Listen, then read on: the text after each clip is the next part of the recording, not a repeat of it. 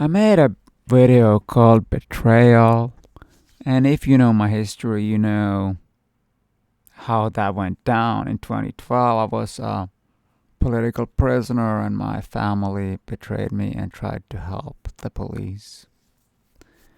That put them in what can poetically be described as the ninth circle of hell. That is a reality that is difficult to talk about otherwise, because who do I talk to about this? Because no people don't understand it because it doesn't happen to them. I don't know any example in our criminal history where anything like this has happened. The only times where the family has turned on a criminal has been when he has done something to that family, not when he has simply, and in this case, just written something, right? That is unheard of. It's completely, I don't know any examples. And even if there were, of course, it wouldn't be acceptable in any fashion. They are in the ninth circle of hell. That is reality. It's just how it is. But to help me make sense of this, I can turn to Dante's Inferno to read a little bit, just maybe help process these feelings a little bit about how that is. So I will be reading from Henry Wadsworth Longfellow's translation of The Divine Comedy by Dante Alighieri.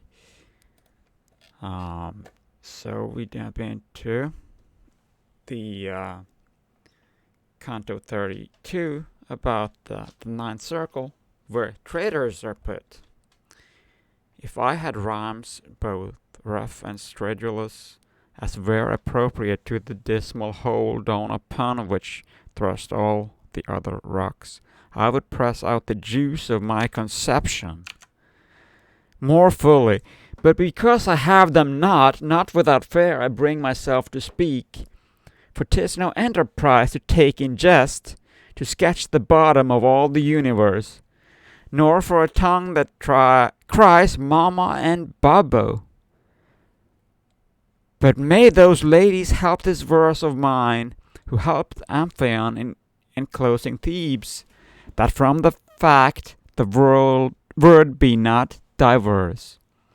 O rabble ill-begotten above all, who're in the place to speak of which is hard, 'twere better ye had here been sheep or goats, when we were down within the darksome well, beneath the giant's feet but lower far, and I was scanning still the lofty wall. I heard it said to me, Look how thou steppest. Take heed thou do not trample with thy feet the heads of the tired miserable brothers. Whereat I turned me round, and saw before me and underfoot a lake, that from the frost the semblance had of glass and not of water.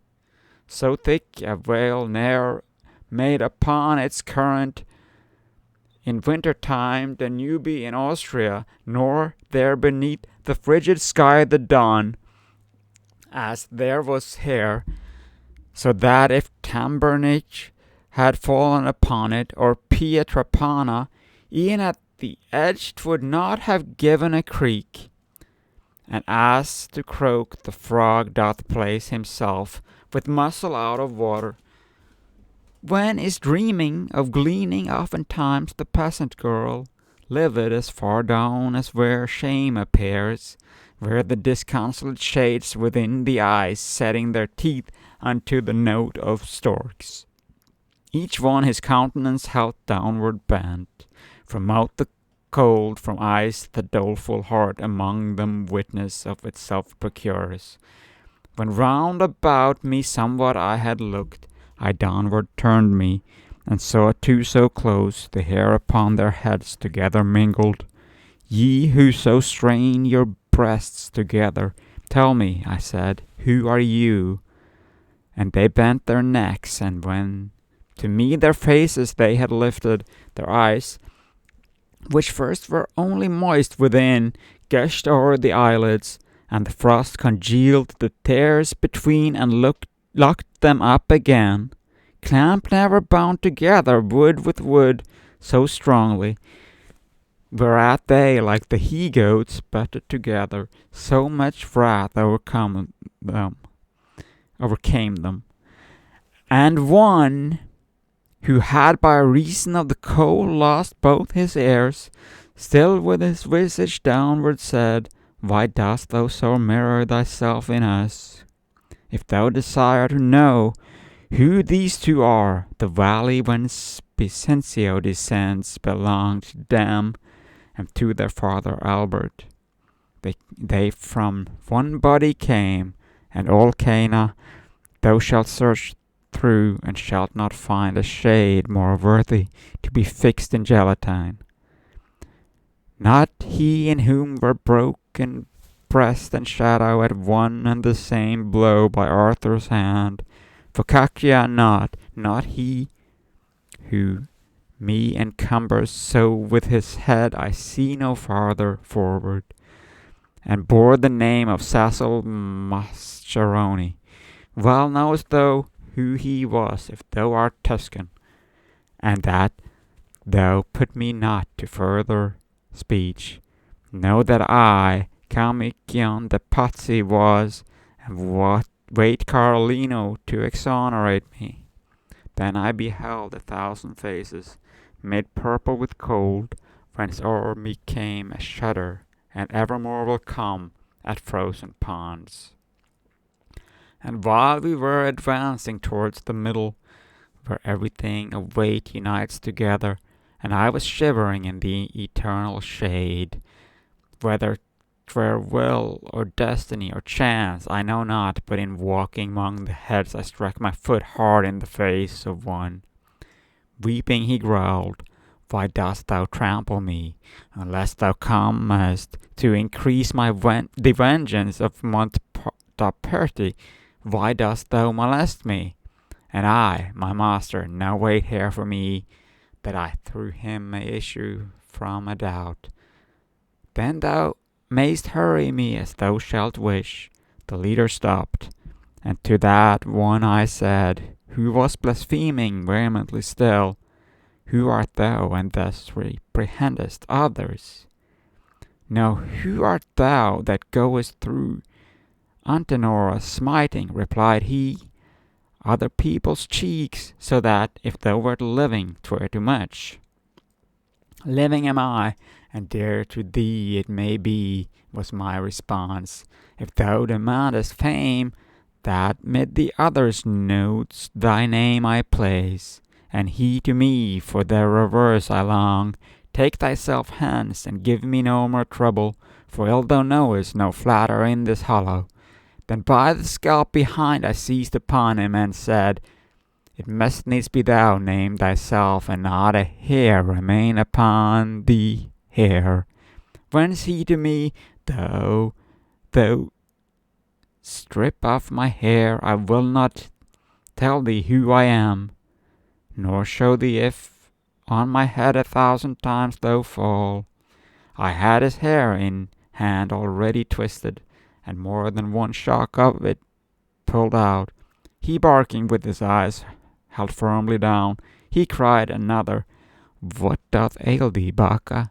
It's not enough to clatter with my jaws, but thou must bark what devil touches thee.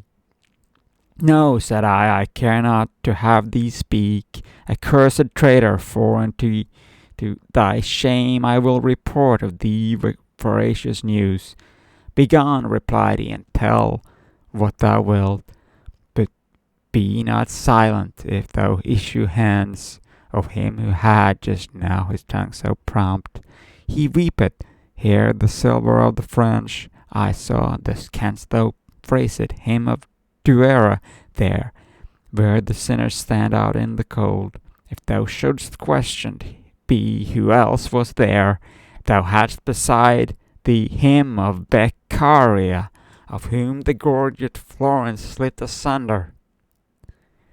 Gianni del Soldanier, I think, may be yonder with Ganelon, and Tebaldello, who oped influenza when the people slept. Already we had gone away from him, when I behold two frozen in one hole, so that one head a hood was to the other, and even as bread through hunger is devoured, the uppermost on the other set his teeth, there where the brain is to the nape united. Not in another fashion Tydeus gnawed the temples of Menalippus in disdain, that one did the skull and the other things. O thou who showest by such bestial sign thy hatred against him whom thou art eating, tell me wherefore, said I, with this compact, that if thou rightfully of him complain, in knowing who ye are, and his transgressions, I in the world above repay thee for it, if that wherewith I speak be not dried up. That was Canto 32. I will read more later. Let's have some music. Anyway, that was Dante, but let me try to use my own words, that I can express this too, There is ice. There is separation. There is inevitable separation because the community has been shattered. I'm not part of the same community as them. They are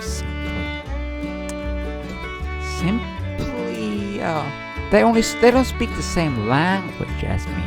They don't speak the language of morality. They speak the language of only brute force and tyranny, police violence, right?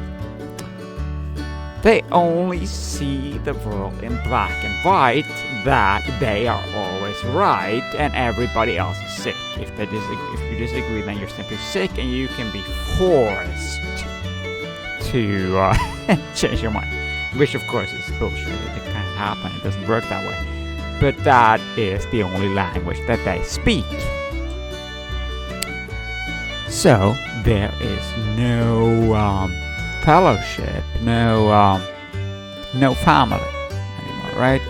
There's only ice, separation, ninth circle of hell.